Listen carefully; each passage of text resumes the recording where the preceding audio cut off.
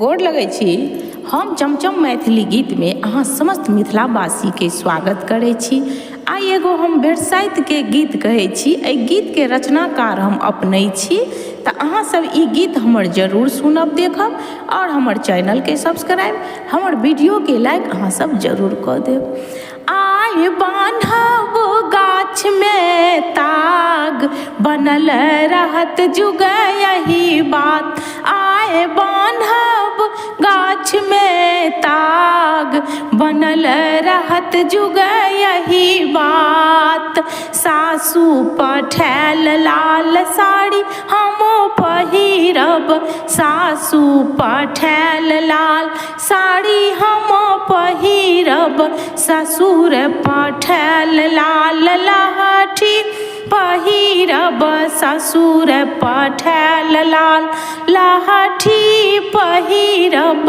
आइ करब सोलहो सिंगार, बनल रहत जुग यही बात।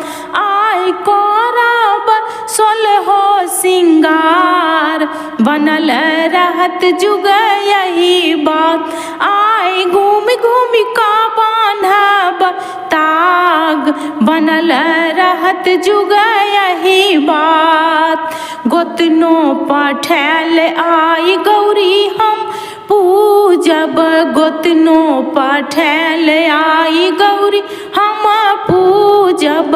ननदो पठायल फूल गौरी के चढ़ायब, ननदो पठायल फूल गौरी के चढ़ायब।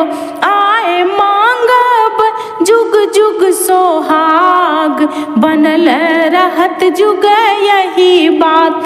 आइ मांगब जुग जुग सोहाग, बनल रहत जुग यही बात। आइ बान्हब गाछ में ताग, बनल रहत जुग यही बात।